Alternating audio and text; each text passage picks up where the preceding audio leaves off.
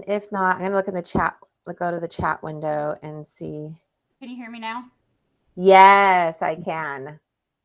Okay, good. I just wanted to make sure that you could hear us. Yeah. Great. Thank you for attending. We are going to wait about 5 more minutes just to provide opportunity for people to log in, and then we'll get started. Just out of curiosity, Lisa, are you getting ready for fall break, or did you already have fall break, or is it 2 weeks away? When is your fall break? We get to have a mini fall break. Like we're off Friday and Mondays next week. Oh, okay. Okay, so a 4-day weekend. It kind of goes with our court day celebration in town. Oh, okay, great. Where are you calling from? Mount Sterling, Kentucky. Oh, okay. And what's going on there? Sorry, I'm not familiar with what happens there that weekend. Okay. It started a long time ago. Back at the courthouse area where they would trade and stuff, and it's just carried throughout the years. Just vendors and food trucks. The town. Oh, so just a big celebration for all of you to outside to does it have rides or games or anything for the kids? Not a lot of rides. It's a big fundraiser for like high Oh, school students and stuff. oh, cool. That sounds very fun. But that's really cool that the whole I mean they scheduled the days off around that. Yes. Yeah. Well, good. Because I was thinking that if people don't come or do well, we're gonna post these as recordings. So, but Okay. if people don't show up, I know that there are quite a few school districts that are going to start fall break this weekend for the week. Okay. Is there anything in particular that you were looking to learn, um, or you just yeah, anything particular? Um, Self regulation was definitely one. I have a student this year. I've had other students in the past with autism, but this year one is a little bit more challenging. So I was hoping maybe to catch something that maybe I haven't thought of or something that could help. Okay, great, great. Yeah, because it is such a big topic, we're spreading it out through the next 3 months. So this month we'll start it. It'll probably have the heaviest of the information, and then next month we'll kind of go deeper into the information that we talk about today, and then introduce some new concepts, and then which will be the topic will be sensory processing, which we'll talk about today because it's kind of hard not to talk about self-regulation apart from sensory processing. But then we'll go more into sensory processing next month. And then we will talk about reinforcement, how to integrate different types of reinforcement into teaching the strategies. And then in December, we'll really review reinforcement and then really go deeper into it. So does that make sense? Like we're kind of starting with just introducing the whole concept of self-regulation, how that ties into sensory processing, and then some strategies. So if Yeah. this is the only one you attend, you'll get a lot out of it. But then we kind of get deeper into it the next 2 months. Okay, great. Yeah, we were trying to figure out like how to address all three: self-regulation, sensory processing, and reinforcement, because those were the three topics that people chose um, in 45 minutes, which is pretty impossible. Well, you could, but you wouldn't really um, provide very much information, just really superficial. So this was the strategy that we decided on, and we'll see if it works. You guys will let us know. Okay. Okay. Well, you might be the only one. So uh just to so feel free to ask questions, because I was just telling Sonia, you see Sonia Michael on here, but she is actually out for a family emergency. So I will be the main presenter, and it's being recorded, but I usually take the recording and edit out any of the chit chat. Does that make sense? Like, so that somebody watching it is just pretty much getting the information itself. Okay. Okay, so just wanted to let you know. So in case you didn't want our conversations to be recorded for prosperity sake. Or, or if you talk about a student and provide details, just know I'll take that out. Okay, great. Mm. Okay, with that said, I'll get started since the first part is introductions. So, welcome to the Berea RTC and Kentucky Autism Training Center joint presentation about self-regulation. This is a part of a series called Tip of the Month, which is based off of a survey that was sent out to preschool teachers in the region. And these are the topics that they chose to learn about for this fall. We will definitely be revisiting the topics and sending out surveys to see what is the most relevant for everyone at the time. And these are recorded, so we will be posting them so that you can watch them later. My name is Enid Hurtado, and I am the representative from the Kentucky Autism Training Center. If you've taken any trainings in the last few months, you may have seen myself with Sonia do some others. Those will also be posted. We're just trying to build the capacity, the knowledge, and evidence-based strategies for working with individuals with autism. Sonia Michael, she is the Berea RTC director, and she is not here today due to a family emergency, so I will be your main presenter for today.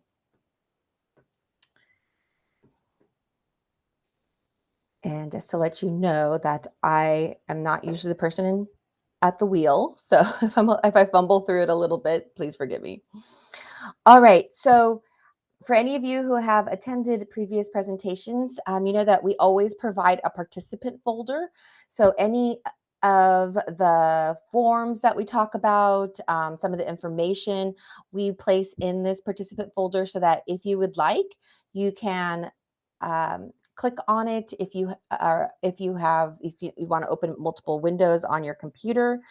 If you have another device with you, like a telephone or a tablet that has a camera, you can take a picture of the QR code and that will take you to the folder as well.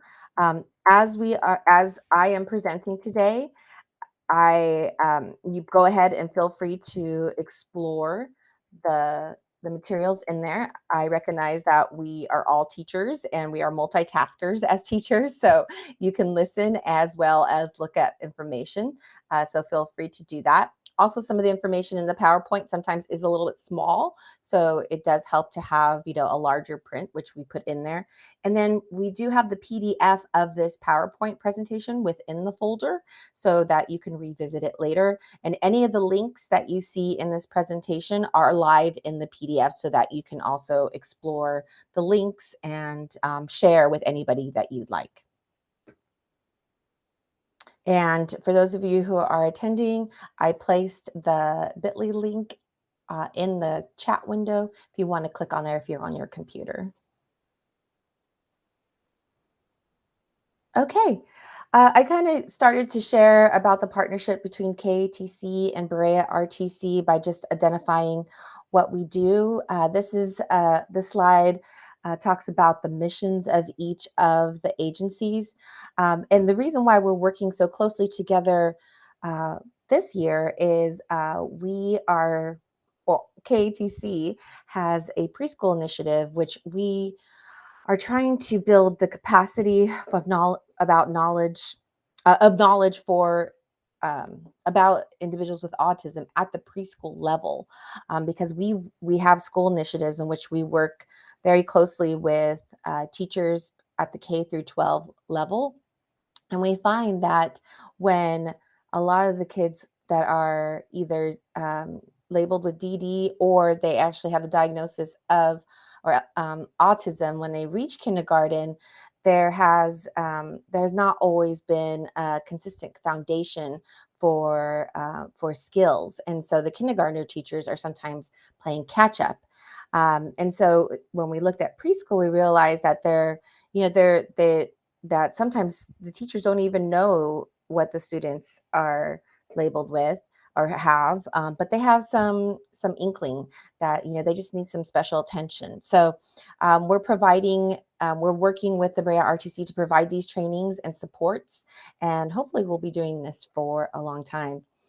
If you have any families who are um, either they think their child may have autism, they want to find more information, or they're newly diagnosed, please feel free to direct them to the Kentucky Autism website that you see right there. And we're more than happy to help them answer questions and find resources. And then Brea RTC, that you will find additional trainings and any other resources that you need at the preschool level. Okay, so this is a long list that you see right here, and I'm going to just talk very briefly about it. One of the main initiatives for KATC is that school initiative that I was talking to you about. And what we do is we try to build capacity of teachers understanding, or first knowing about, and then understanding how to implement the evidence-based practices that have been found to be most effective with individuals with autism in a learning environment. As you look at this list, there are 28 evidence-based practices. And as you look at this list, you'll see that there are some that are probably familiar, such as modeling, prompting, reinforcement, task analysis. They're just best practice for teaching. But then there might be some others that you may not be very familiar with. Sensory integration is going to be the one that we're going to be talking about today, and I will explain what type of practice that is. But we will be pulling knowledge from that evidence-based practice to understand about self-regulation today. I placed this report in the folder, the participant folder, if you'd like to take a look at it. It is pretty reader friendly.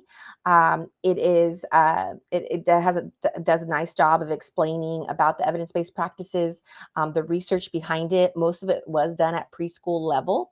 And as you see, it just came out last year. So this is the most recent of the evidence-based practices. And if you'd like to learn more about it, we can do another presentation about the evidence-based practices in the foundational 5, which is what you see right here. And the reason why I'm showing this slide today is because you will see that I will be talking about some of these evidence-based practices today and in the next couple of months, and how they relate to self-regulation, sensory processing, and as you can see, one of them is reinforcement. Okay, so what are we going to learn about today? Today, we hope that you leave learning, comprehending the importance of self-regulation for successful student learning. And we hope that you can identify which evidence-based practices assist service providers with supporting students with self-regulation.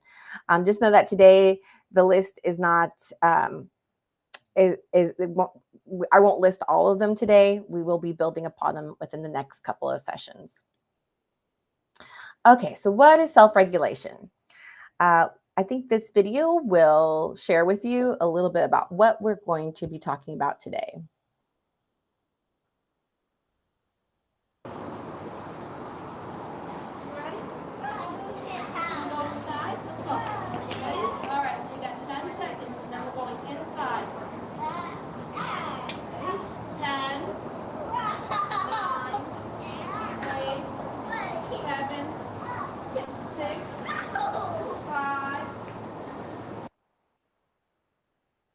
Oh, okay. That's a short one, or it looks like the video ended early. Hold on. Let me see if that's the case.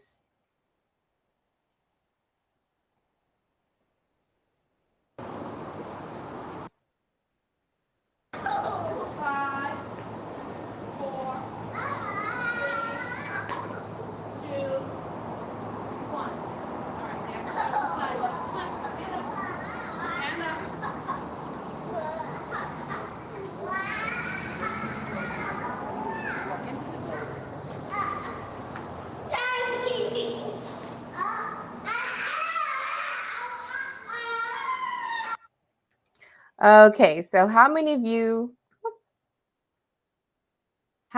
have dealt with this situation before? And you can just put yes in the chat window.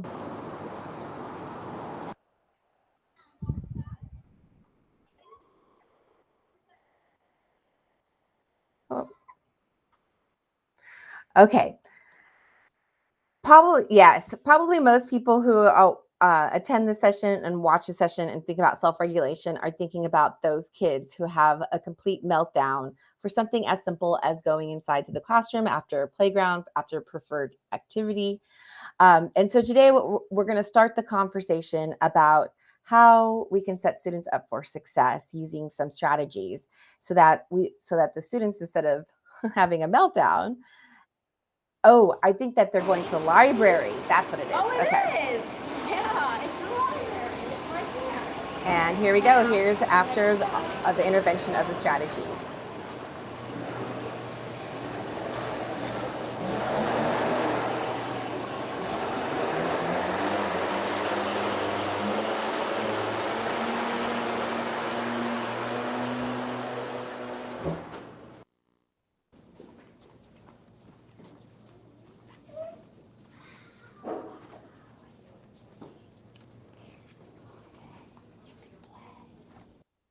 Okay.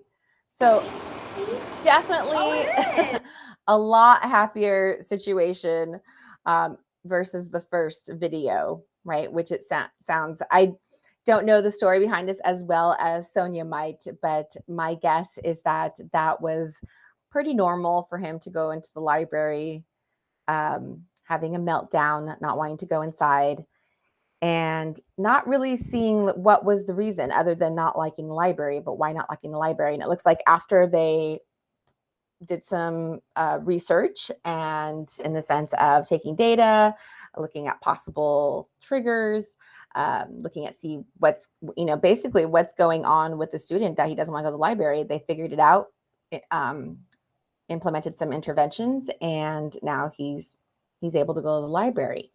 So we're going to start the conversation on how to get to that point. All right, so the sensory integration evidence-based practice is by Dr. Jean Aries, and I need to start out with a disclaimer, just because when people hear sensory processing, sensory integration, self-regulation, there's a lot of things may come to their mind. Weighted vests, weighted blankets that are now mainstream in the store. Let's see, what else? Is there anything that comes to mind for those of you on the session when you think of sensory integration or processing or self-regulation, anything like that? And you could go ahead and type it in the chat window.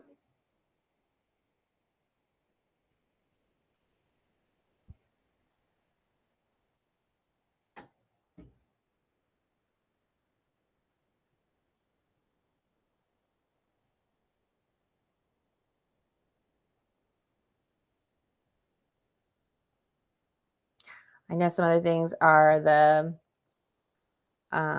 any type of, like, anything to block out noise, or sometimes even fidgets now are becoming more common. I know at first it was only supposed to be for students who had sensory, but then all the kids, started to want them, saying they had sensory difficulties. Okay. So the evidence-based practice is not the evidence-based practice that is, sorry about this. There we go. That has to do with the sensory diet, because that might be another thing that has been used in the schools by OTs, but is not part of the evidence-based practice, nor is weighted vests. Okay. And it's not because they don't work for some students. It's just that there's not enough research, because most of the research is anecdotal. They're trying, basically not enough quantitative research, which is what they base the evidence-based practices off of. But it's good because this is the first one that's making it to the list. So we are, figuring out how to take the data. So the sensory integration theory basically says that being able to self-regulate, it provides a foundation for learning. So if a student, or anybody really, if anybody can self-regulate their senses so that they're alert and calm. And when we're talking about their senses, we're talking about the tactile, vestibular, proprioceptive, olfactory, gustatory, visual, auditory. So, the five senses that we usually think about, and then including the proprioceptive as well, and even the gustatory, right? The stomach. So there's a lot of different senses that we're talking about. And if a student is able to self-regulate and keep that all those senses calm, and allows them to be alert, then that will affect their attention, their coordination, their motor control, eye-hand coordination, auditory language skills, visual spatial perception, fine motor, gross motor, okay, motor planning, screening, awareness of their body, the reflex. So many things that we see in a preschool setting, right? Now, students are just starting to develop this, okay? So they're not going to be perfect at it, but they should have enough self-regulation in order to be able to stay alert in class, to be able to learn and remember, right? To be coordinated. So a lot of times when we do see the dysregulation, it may be because they are not able to self-regulate well. So self-regulation is the nervous system's ability to attain, maintain, and change levels of alertness. It's also the ability to maintain appropriate states of alertness. The ability to maintain appropriate states of alertness develops from our ability to balance or regulate sensory input from the environment. So whether they can sit well in a chair versus maybe the carpet or a beanbag or something soft, how their body regulates with that, whether they're able to block out. If you noticed in the library video, there was some construction going on. They're able to block out that noise, to be able to stay coordinated enough and focused enough to walk into the library. So a lot of things could be going on. In this presentation, and a lot of times when they do talk about this, especially at the preschool level, and even with teachers, when we're describing the behavior, dysregulation looks like hypo, hyper, or shutdown. Okay. Hypo being like understimulated. Okay. We think of the students maybe that are slouching in their chair, who seem very almost sleepy, or something. It could be something that hits their hand and they have a slow reaction to things.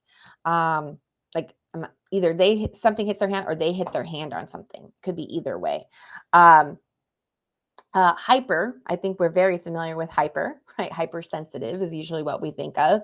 And they're the students who are very sensitive to touch, to sound, to taste, to people being close to them. I mean, the list goes on with hyper, because I think those are the ones that we usually more overtly see. Where hypo, that just may look like the kid who's just very tired all the time, or just has slow reaction time, or sleepy. And then shutdown, I mean, is pretty self-explanatory. Literally, the kid is in the corner, not focusing or hearing anything. It doesn't respond, non-responsive, in the sense of you're talking to them, they're awake, you can see that they're awake. They were just playing in one of the centers, and now they're either sitting or usually in a corner or underneath a desk and non-reacting. So that would be the shutdown. Okay. Um, I did put this book, Building Bridges, in the top right corner, because some of the information that I found comes from this book. It is written by three OTs that are pretty well known in the OT world, and they are writing it for preschool teachers. So I'm not recommending that you buy it. You may see if somebody has it at your site. I would recommend going to Amazon, and you're able to do the look at me where you can see the pages inside, and they share a lot of information, a lot of tips, a lot of, different explanations. Oh, great. Great. Yes. And it's not only focused on preschool, but it's focused on showing like what the typical student like goes through, in the sense of, for sensory integration. And then it will say, and then in terms of autism spectrum disorder, and then they talk about autism. So it's a great resource. It has questionnaires in it. It has a lot of strategies, a lot of ideas in it. So yeah, really recommend taking a look at that book. It's probably been one of the best ones I've seen. The only thing I skipped over was this book that where this house comes from, and this is the research that the evidence-based practice is based off of. This is the book of Jean Ayres. So not don't recommend it, but I just wanted to let you know where that comes from. This one's more practical because it's to do with preschool and ASD, and it's on its 3rd edition. So they've been updating, and I really liked the way it was presented. It was very user friendly. Okay, something they talk about is that a normal state, and then I put versus being hypo, or shut down, is essential for the development of abilities such as planning and organization, inhibition and impulse control. Again, we know that all of these students are all working on in preschool, but if they don't have the basic where, the foundational level of it, it's going to be really hard for them to grow in their skills. Attending behavior, shifting and focusing, working memory, task initiation, self-monitoring, and emotional control.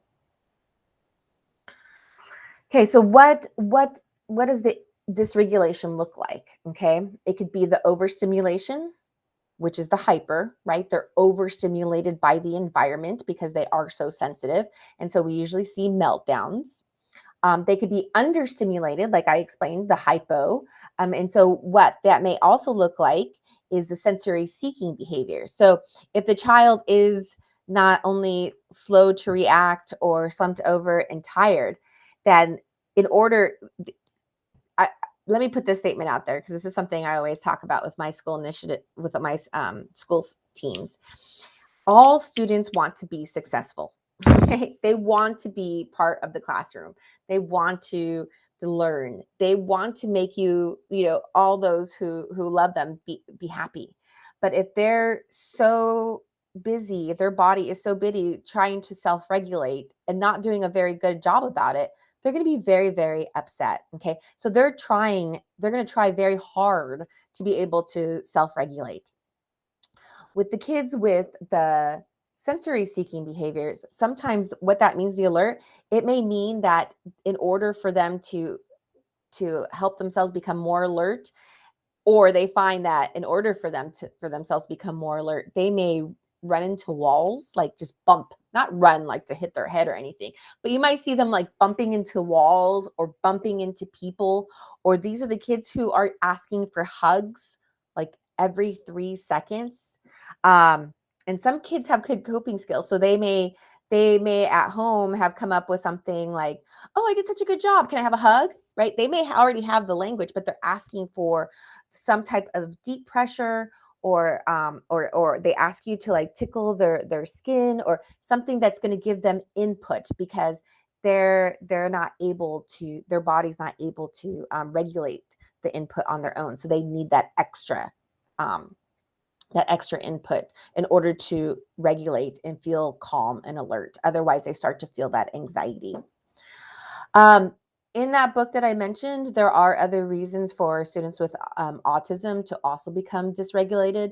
Some of them are filtering and modulating input. So this would be, for example, the construction sounds that we heard in that video, not being able to filter that out. That basically that sound being just as loud as the teacher trying to talk to them. So they're not able to pay attention to either one, and it's really, really anxiety producing.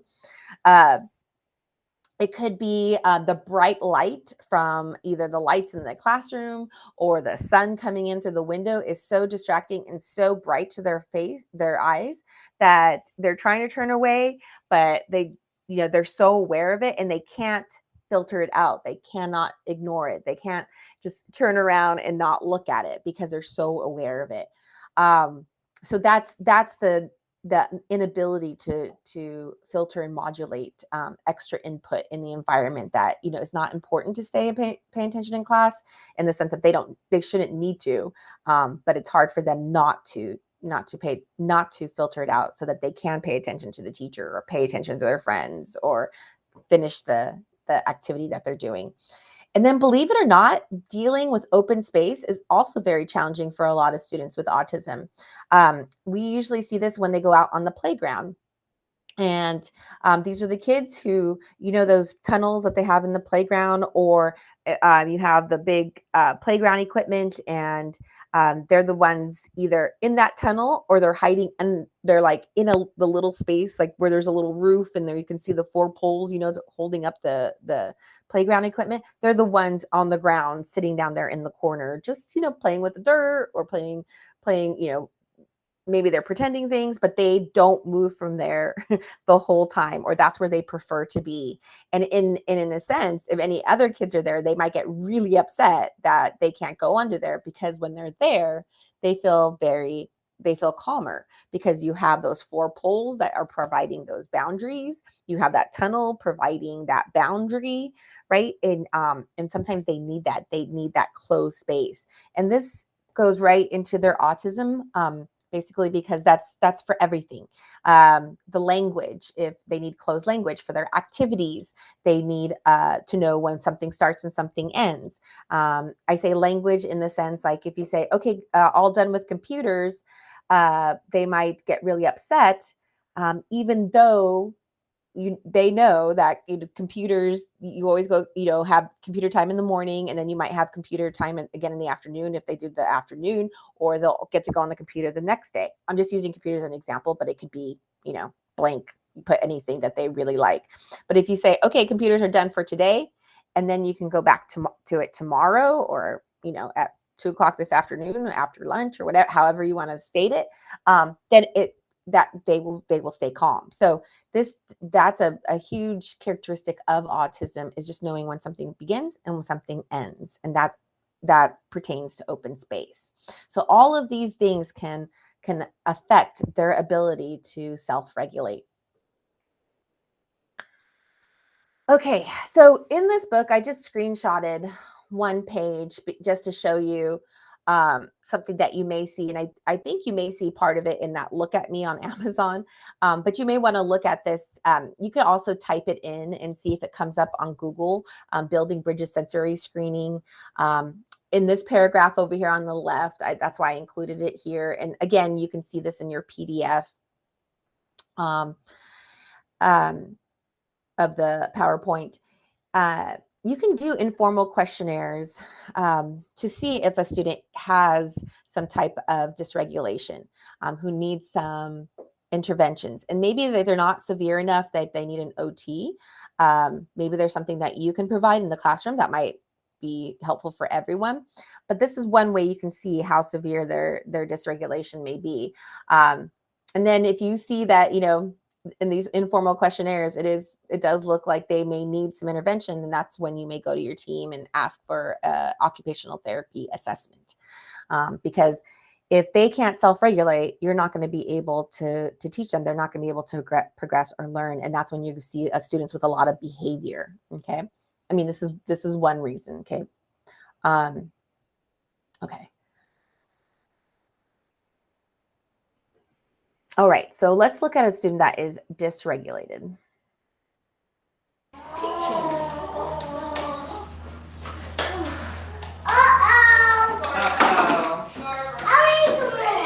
We don't have some more.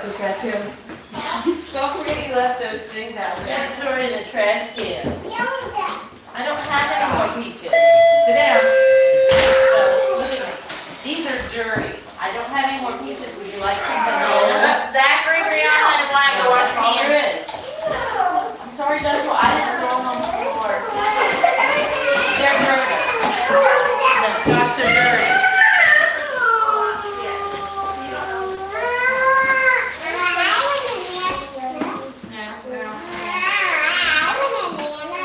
You eat your peaches. It's okay, Brittany. Joshua, would you like to get up and have a banana?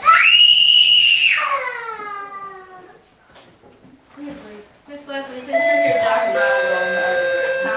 Okay, don't go inside. Sarah, I'll take him to the shed then. Okay. Joshua, you want to get up and have a banana, or do you want to go back? And I'm just going to fast forward a little bit for time I'm sorry purposes. that your peaches fell on the floor.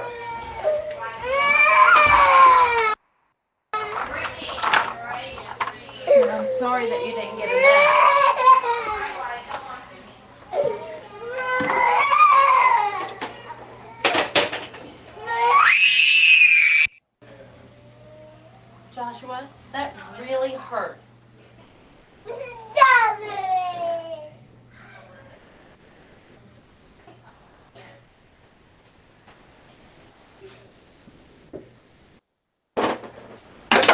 Okay, this child is having a major tantrum.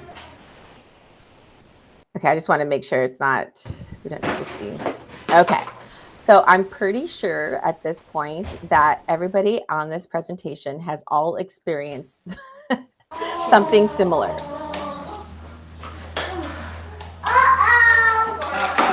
Okay, I'm gonna try to clear this. Okay, so a lot of people will ask us, how do I avoid that, right? How do I avoid those meltdowns?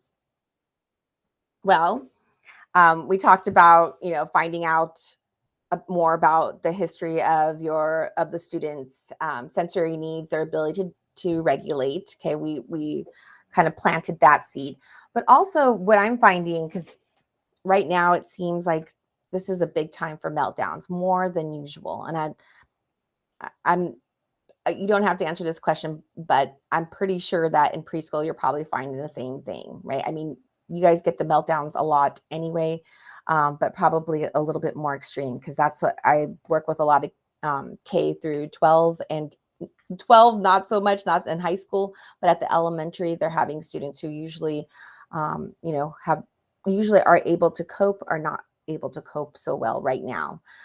So I'm going through this crisis cycle with a lot of teams. This is also in your participant folder. And I did see that somebody came in a little bit after we posted the link. If we can post the link again in the chat, that way the person who came in can be able, and don't worry, this is, oh, wait a minute, I think I got it. Don't worry, this is recorded, and I'm going to edit out any of these little conversations that I have. So for everybody, if you look in the chat window, if you click on that link, it should take you to the participant folder. If it does not, please let us know so I can fix that link. Okay, so in the participant folder, you will find that there is a PDF of this crisis cycle. There's a lot of writing on here. So I'm going to give you a minute to take a look at it, whether you're able to see all the writing on your screen, or if you want to go ahead and go to the participant folder and open up the PDF of this and take a look. And I know at the bottom right corner, it says do not copy without permission, but that is for if you're going to sell this. So I looked into it. It's but for presentations for nonprofits, it's fine. So.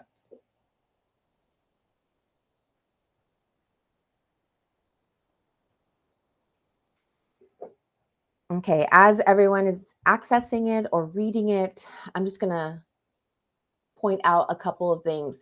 There are different crisis cycles graphics.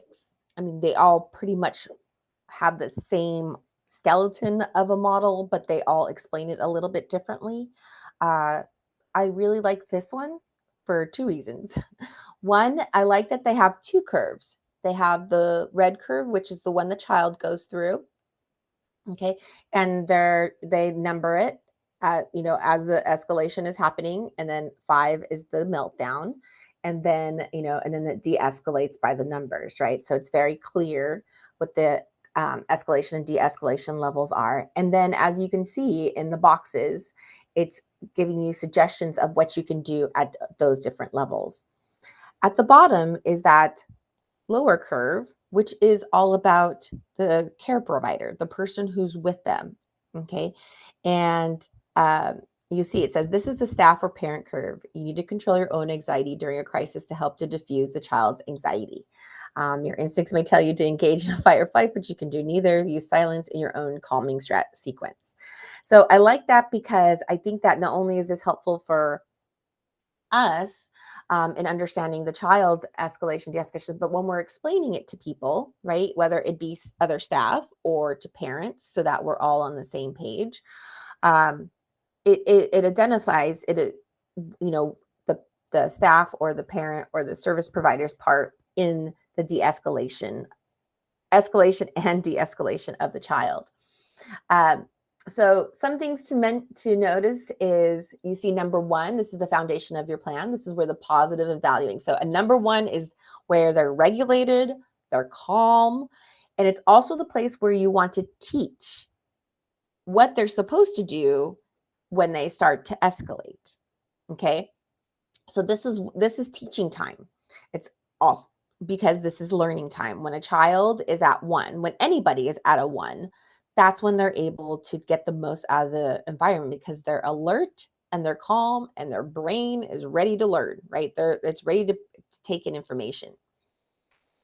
So this is the best place to teach. I've had people ask, do we teach on the other side when they're coming down from the meltdown and they're at the 4, 3, 2, 1 coming down? Then do we talk to them about what they should have done or what they could have done or what they're supposed to say? And as you read it, nope.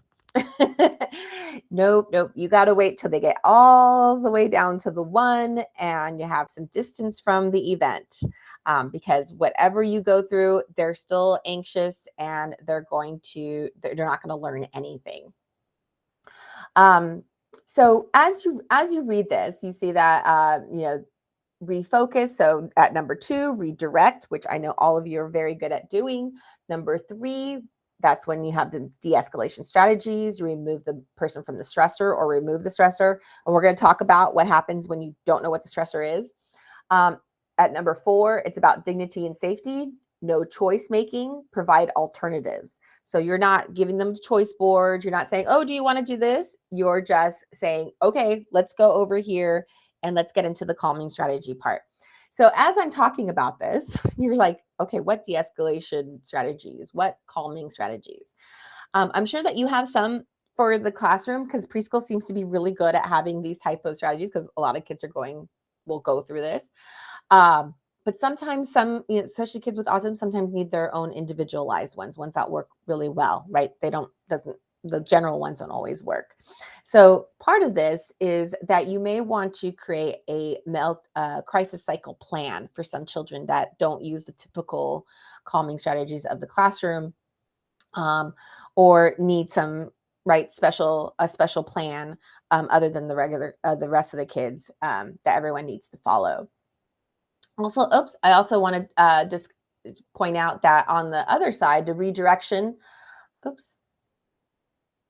Oh, sorry, everyone. For those of you who just joined, I don't usually do the presentation or the navigation.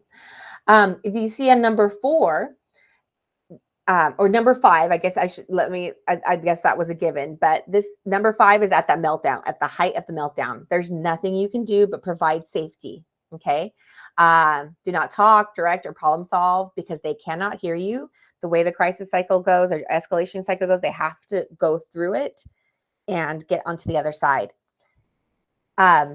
Number 4, redirection doesn't work. They should still be left alone so that as they're calming down. Number 3, use encouraging words, but don't discuss still. Let them keep calming down. And now at number 2, you can see now when they're at number 2 is when they can have some redirection to go to another activity, to move, to go to another place. And then, of course, at that point, they're at number 1 where now they're calm. All right. So, okay, now that I've kind of explained it all through using that, are there any questions as you're looking at this, listening to it, learning about it? And some of you may have learned, like I said, a different crisis graphic.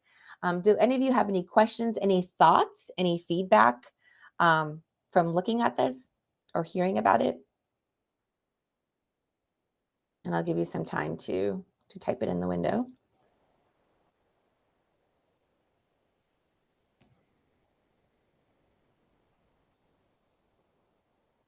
And if you don't right now, you can say no because, everybody needs processing time.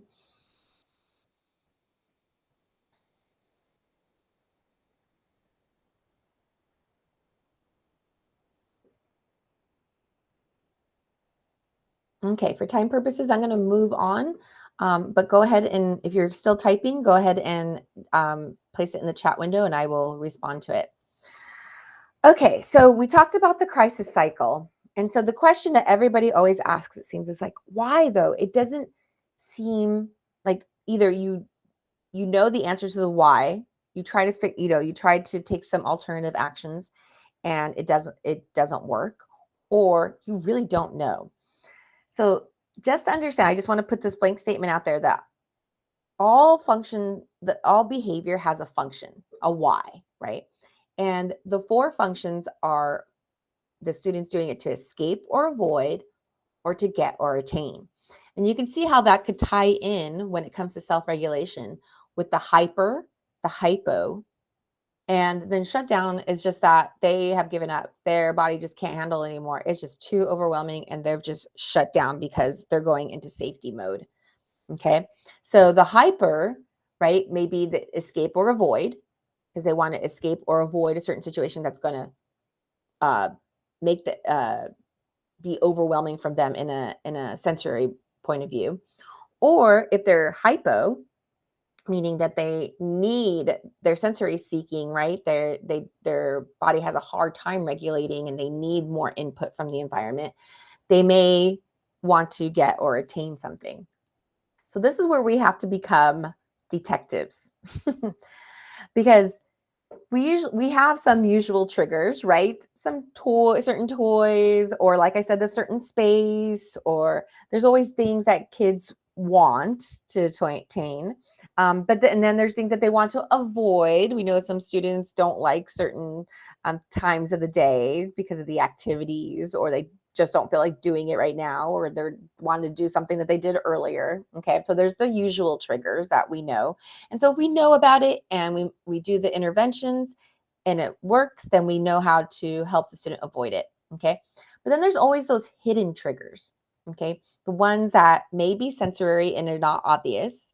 Um, there may be something other students are doing or a misunderstanding in the environment that triggers, just pushes them right over the edge. So what do we do for that?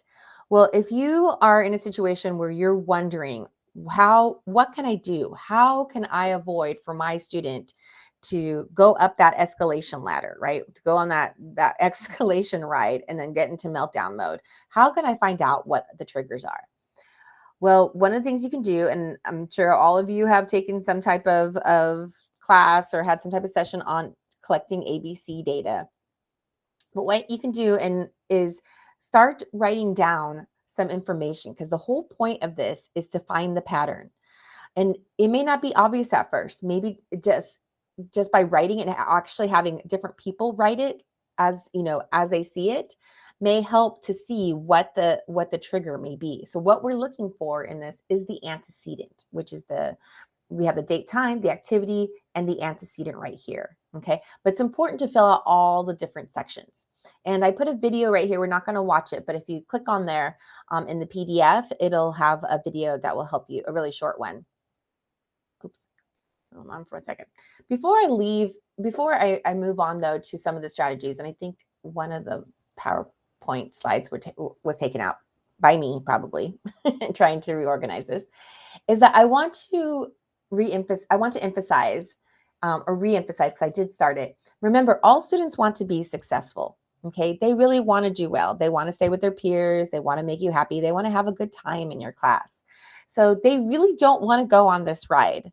So anything that we can do right here at the 1, 2, and 3 up the escalation uh, curve to help them get down to a 1, they're going to want to do. Okay. They're going to be motivated to do because they want to be successful. They want to stay at that 1. It's just something's going on with their self regulation, or maybe they just don't know how to cope. They don't know how to tell you, yes, I'm feeling very overwhelmed, or somebody's too close to me, or the lights are too bright. I mean, whatever the reasons may be. Okay. So your whole goal as a teacher is to try to find out what the triggers are and how to provide either environmentally, provide a successful environment so that the student can better regulate their bodies and stay in that alert calm.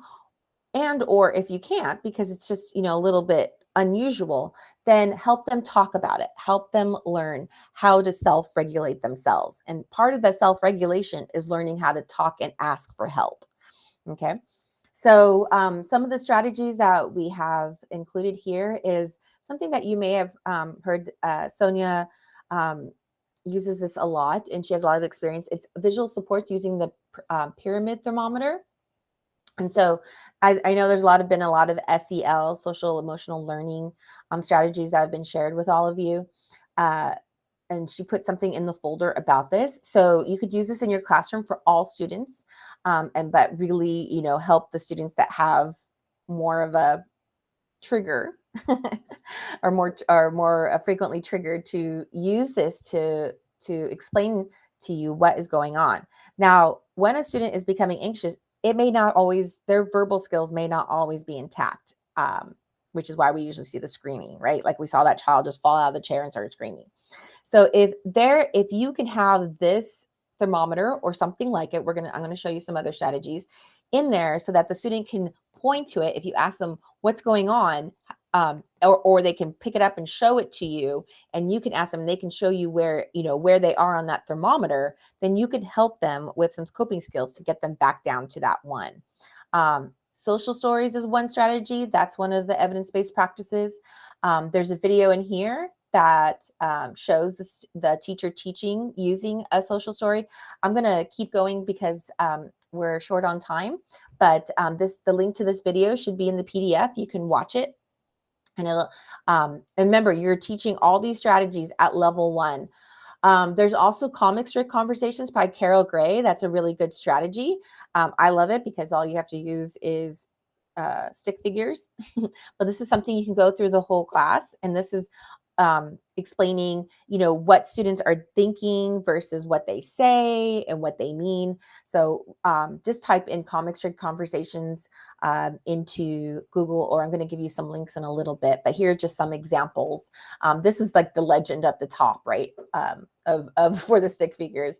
And then this is some examples of what people have drawn. And there's a whole book to it, but you don't need to do it. The 5-point scale, I'm going to tell you the truth, is one of my favorite. Okay. You can see it's similar to that thermometer in the sense that it uses that 1 through 5. You saw the crisis cycle. It uses that 1 through 5 strategy as well. It's very adaptable for a lot of different situations and for comprehension. You can use pictures. You can just use numbers. You can make it more complicated or more simple. There is a book, there's a website, but if you type in 5-point scale, you're going to see a lot of examples on in photos on Google. Okay. I know Teachers Pay Teachers probably use a lot of 5-point scales. It's just a really easy thing. I included right here underneath where it says 5-point scale, the slide player. This is a presentation sharing how to set it up, how to set up the 5, and how to know how to develop it, which one to create. So I recommend going to that one.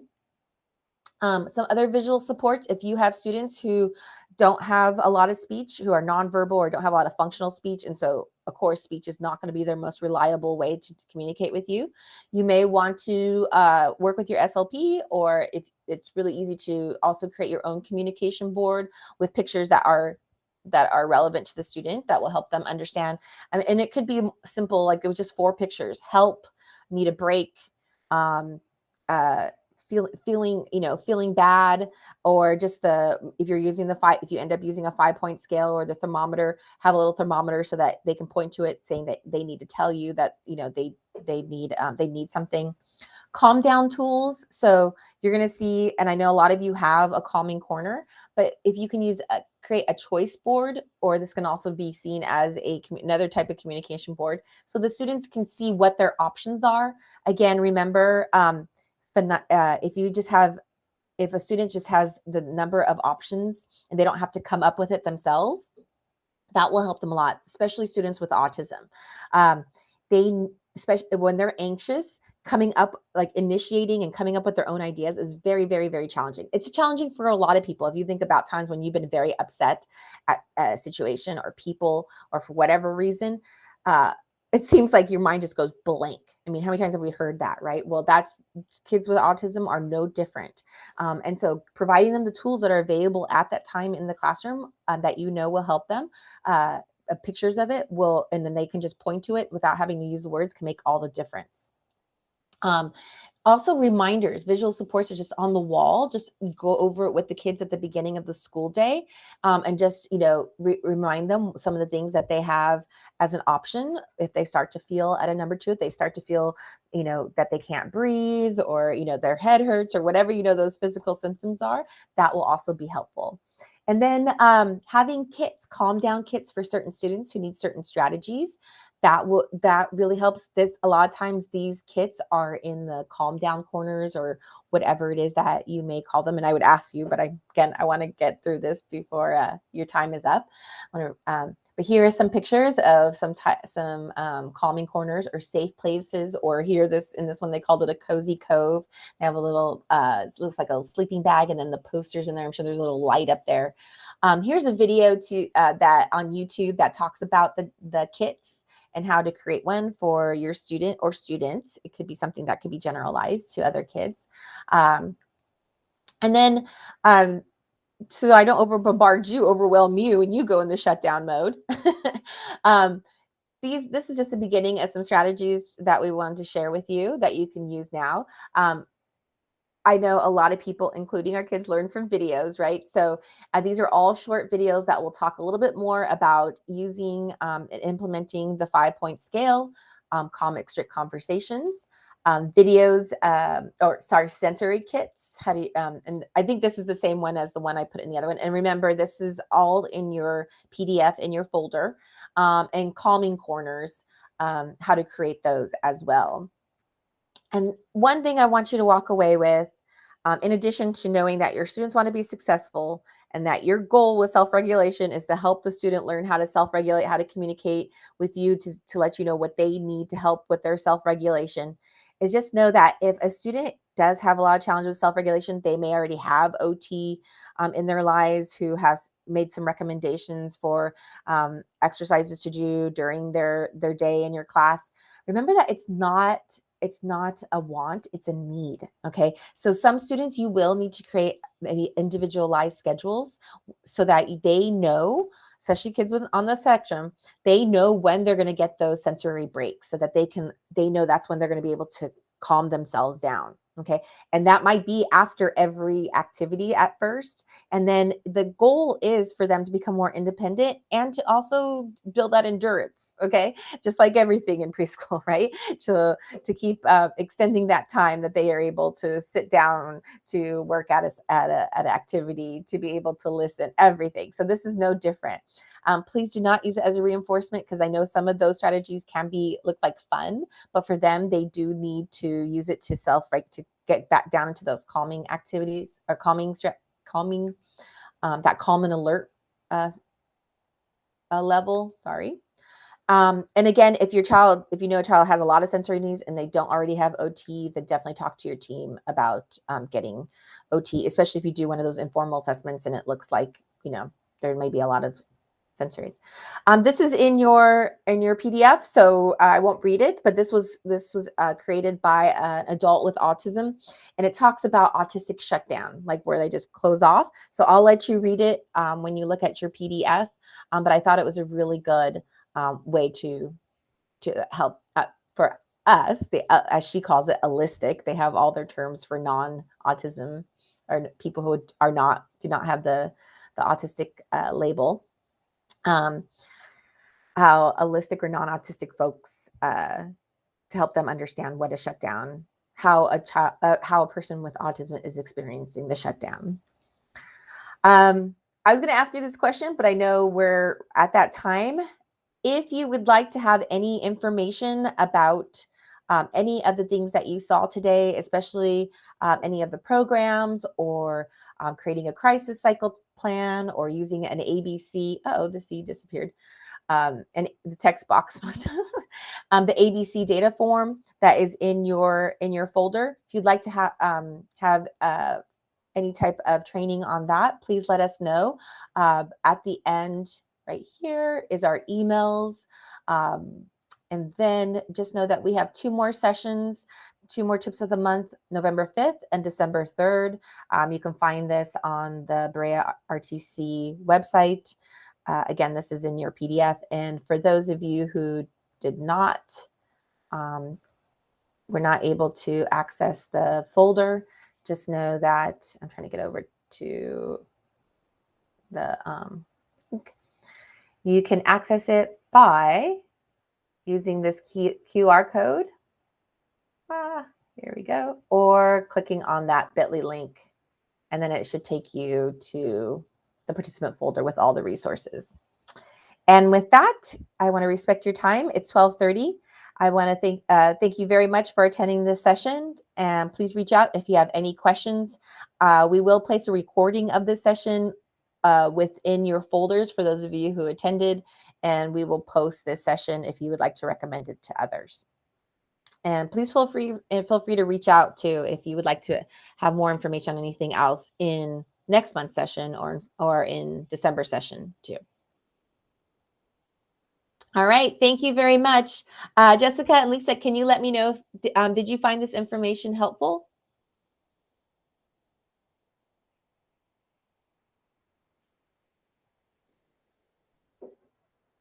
Oh, and Andrea, do you have the link to the exit slip? It's on the last slide, at the bottom of the last slide. Oh, I didn't see it.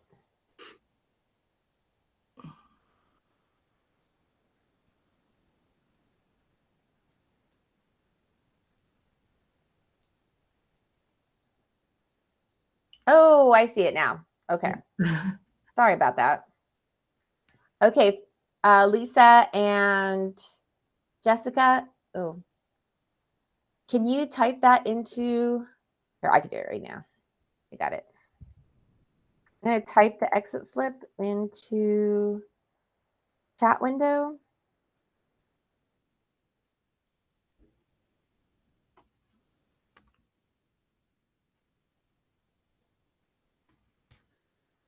You have it, or you? Yep, I'm just making sure I don't skip any letters. I should have copied it and pasted it. Yeah, no worries. Yeah, it's hard for me to do it when it's on the screen. I think I got it. So Lisa.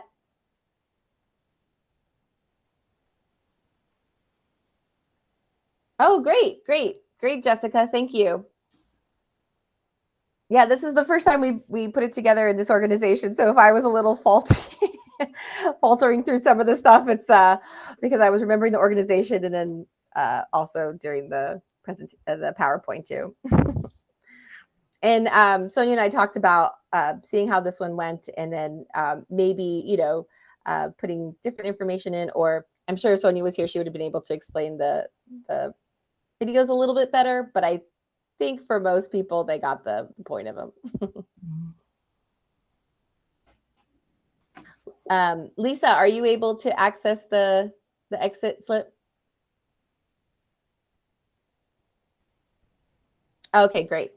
That means I didn't skip any letters. That's what I was nervous about, because I always tend to do that when I type it in. Okay, great. Well, I think that's pretty much it, because I think everybody accessed the exit slip that needed to. Well, everyone have a great weekend. And if you're going on fall break, have a great fall break. Thank you so much, Andrea, for all your help. Thank you, Enid. I appreciate you hanging in there with such a small group, but we'll try to reach out and get more people involved as we go forward. So yeah, no worries. And like I said, it may be the time. Sonia was saying that she knows that like when she offered trainings later, that more people were able to attend. yeah. So we were trying to incorporate this into their day, right? Their work day, but maybe there's just, like I said, there's so much going on that it's really challenging for most people to attend the session. The videos, I think, will be really good, and we can kind of talk those up a little bit too. And if they see what you've done already and see that, there's other reasons to come into the ones you have in the future, that'll be good too. Yes, yes, yes. No worries. It's all good. Okay. Should I send it to you? Okay, perfect, Jessica. All right, good. Jessica, I'm going to take this recording. In fact, you can stop the recording now, Andrea. I'm going to take the recording. I have editing software, so I'm going to, like I said, when you first came on, I'm going to take out all the conversation, and so it'll just be the information that they need from this session. Should I email you the link to the video, to the recording from the last session?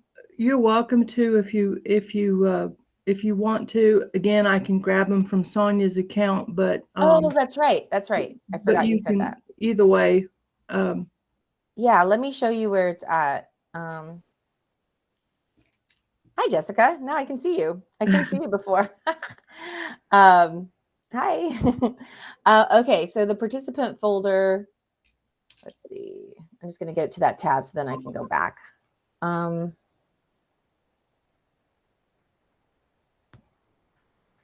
Let's see, fall trainings.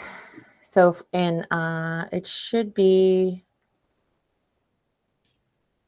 yes, it is. It's in fall training. Yes. Right. Yeah, It's the fall same. trainings, and then here's the recorded one right here. Yeah, it's in the same folder where I got the PowerPoint for today to add the link to. So I've got that, and Okay. I will post that one on here this afternoon. Okay. And then whenever you get the other one, again, if I don't hear anything from you, I'll get it from Sonia. So that's fine either way. Okay, sounds good. Well, you have to send me the link, like after the recording finishes, send me the link to it, and then Okay. I'll download it and then edit it in within the software I told you about. Sure. Okay. Sounds great. All Thank right. you Thanks, so much. Andrea. Happy Appreciate it. Friday. Okay, Yeah. bye.